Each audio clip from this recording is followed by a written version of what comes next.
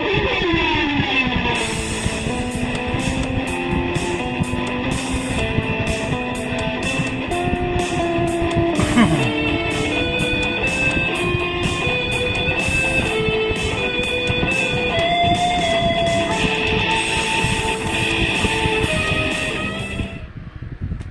morning, ladies and gentlemen. Welcome back to the Shadow and Sun Show, and welcome to the first in a little trip down miniature memory lane.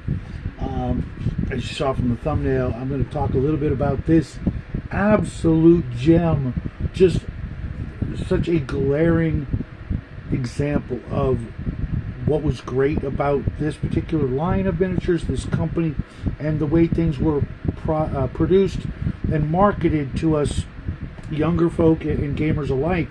This is the box for the Heritage Dungeon Dwellers Crypt of the Sorcerer paint and play set. In here you got everything and all you needed to while away a weekend or more, just painting the miniatures if you so choose. But it was also a little mini game in here that, trust me, I played over and over again, because it also connected to the other paint and play set, which was Caverns of Doom, which I'll probably do tomorrow, just to knock them out and put them together. Heritage Miniatures was a lead miniature company back in Texas, back in 1980, and before. I think they went out of business, I think Joe said, in 82. This was 1979. Dave Elber, who I've actually worked a little with over the years. It's been a long time, but along with Dave Campbell, who I noticed got a nice mention in the player's handbook for the new Dungeon Dwellers, which so far I'm on board with most of what I've read, and I really appreciated the tribute, but I'll go into that when I review that actual product. But let's show you all what you got for your $15 back in 1980, shall we? Right off the bat, you got this little container of, and these are actually kind of hard to find now, this little container of, what was it, 8 minis? 1, 2, 3, 4, 5, 6, 7, 8 lead miniatures, starting with my favorite, the Troll. Now, to give you some context, let's see, here we've got a 28 millimeter Drow next to this 25 millimeter scale Troll, both all metal. And to give you another example, here is the Troll from the new Dungeon Dwellers, Kickstarter. It's just the Mower Troll, but look at that. Huge difference. Well, this guy has got a lot of detail and a lot of cool stuff. This mini, because it's a 3D print, will not last 50 years. This one is what, 70, 80, 90, 100, 2000, close to, 50 years old. And while it doesn't have the most detail, it does look a lot like the Troll from the old Monster Manual. And a couple more I'll show you just so you can get the idea. Here is the Hobbit, one of my favorite Heritage miniatures of all time. Not a lot of detail, but you can see Max Carr's just the charm in the face, whereas this Hobbit from the Dungeon Dweller, my finger's totally in the way for that one. Not much difference in height, is there? Obviously, this one has a lot more detail, but this one has a lot more charm. And again, this one won't last 10 years. I can guarantee you that, with the fragility of its blade and the material it's made of, it's not going to make it. And I believe those, like I said, are 3D printed, which means they're made out of one of the most flimsy materials you could possibly work with. Don't get me wrong, I really like these.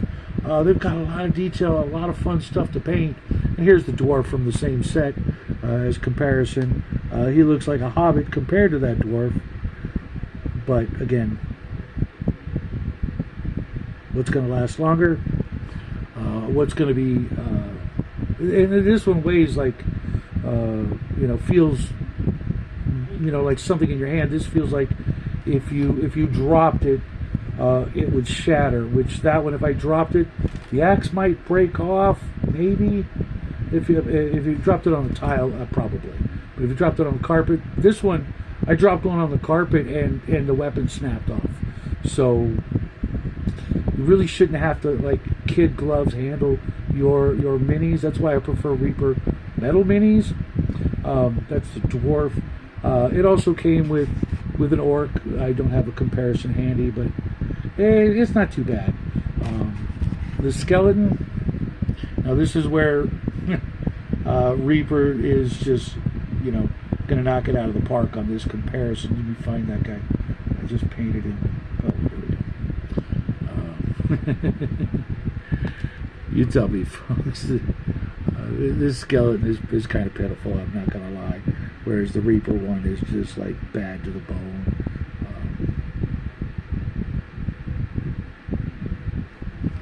And then a mini that you've probably seen a million times elsewhere, but not this one. You've seen everybody emulate this classic wizard pose, blasting off the fireball. It's just an absolute, icon as far as I'm concerned. And he was the bad guy in this Crypt of the Sorcerer. But enough of the minis. Let's go and see what else you actually got in the paint and play set. Yeah, this is the remnants of one of the early edition of the paint pots that you got. 2, 4, 6, 8, 10, I believe 11 different colors of paint. And while they look like watercolors, acrylics are watercolors to an extent. There was some decent amount of paint in these, and they were not watercolors. They were acrylics. And you got the 11 colors. You got a paintbrush. You got a tiny little 6-sided die. That's all you needed. And there was a cover here. And then later they became the paint by numbers that you've seen. You ever seen those little pots where you pop them open? But there's still enough paint to paint the 8 miniatures that came here. Again, $15 back then. While it might seem like nothing to us, it wasn't chump change back then, but it was still not a lot of money. But then, wait, there's more. I told you about a game. Well, not only was there a game, which took all of, 4 pages, I think.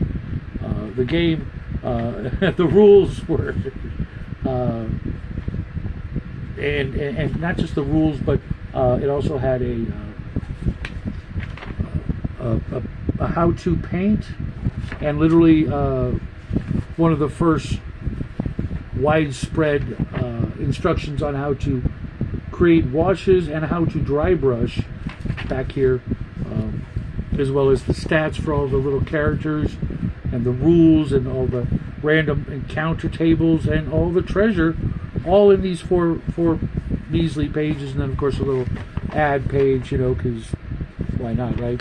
And I had everything on here.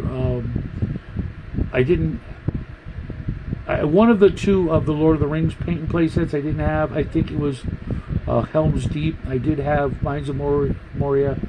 I had the Galactic 25-Star Commandos and Galactic Rebellion. I have them downstairs, as a matter of fact.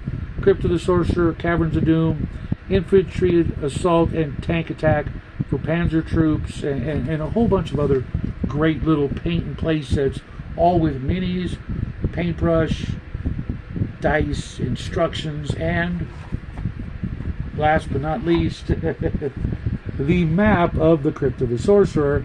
And I think you rolled a die to see how far you moved. It was very, very simple micro version of Dungeons and Dragons.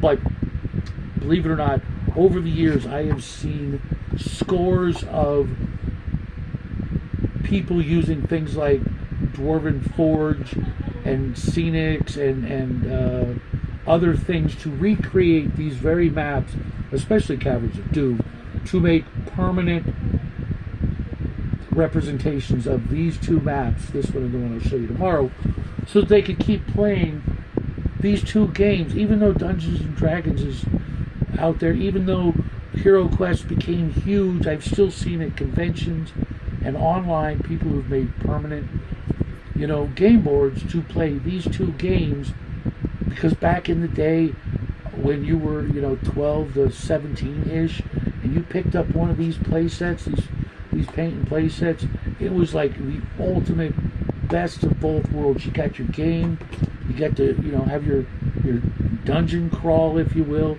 You never knew what was around the next corner except for by looking in the miniature box, because you knew that's all you could come up with. And maybe later, like you created new monsters using the big line of Heritage miniatures, and created stats for them and created new treasure tables and things like that. And I did all of that weeks, maybe a couple of months before I could afford my first player's handbook, because eventually I noticed that the player's handbook, the Dungeon Master's Guide, the Monster Manual had so much more to offer.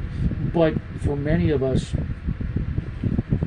these little paint and play sets were just absolutely, right off the bat, if you can get a really good look at I had a lot of that scenery in the background, but just the imagery and the photograph of all the things going on with the fighter fighting the skeleton and the troll, which is actually a different troll that didn't come in the playset, but I actually have that troll here because I'm a super nerdy collector, and I did find one of these eventually, and so I kept it in here. And then you had the Hobbit, sneaking up, and then you had the sorcerer over there blasting the dwarf, and the other wizard. Yeah, there was a goodly wizard who, let me show you where he is. Very, very, very much in mine. His pointy finger is still intact. You can barely see it, but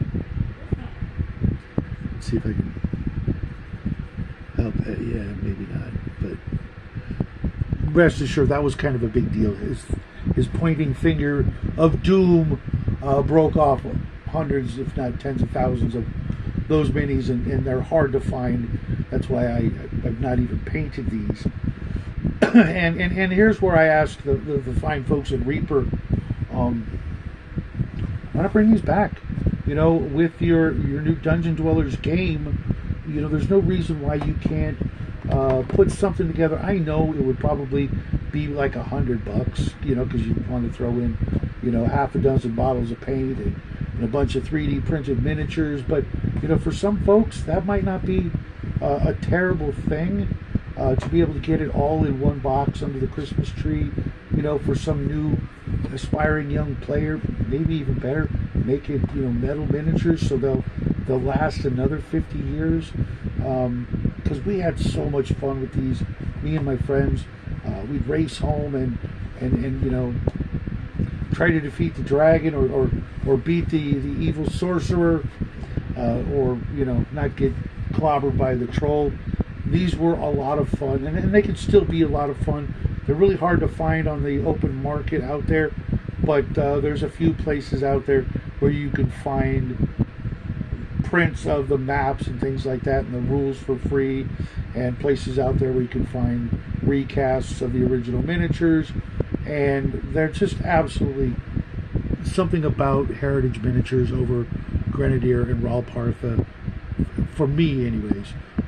With the faces, they're just, I'll try and take some really good photographs of the faces so you can get what I'm talking about and throw them on Discord, because this medium just really isn't gonna show it. Maybe you can go over to Dave Campbell's D&D Lead, I think it is, or is that Ernest Wilhelm? But there's some Dungeon Dwellers websites out there if you're curious to see what it was like back in the good old days, and maybe take a peek and see what started it all, not just Dungeons and Dragons, because it really did take the miniatures to come into the game to really boost it into the next level and make it something other than just a paper and pencil game that old geezers played. But that's what I've got for you today. I will be back in 45 minutes with Second Breakfast Tuesday edition. Maybe we'll talk about this. Maybe we'll talk about other stuff. Who knows? Hope to see you guys there. Until then.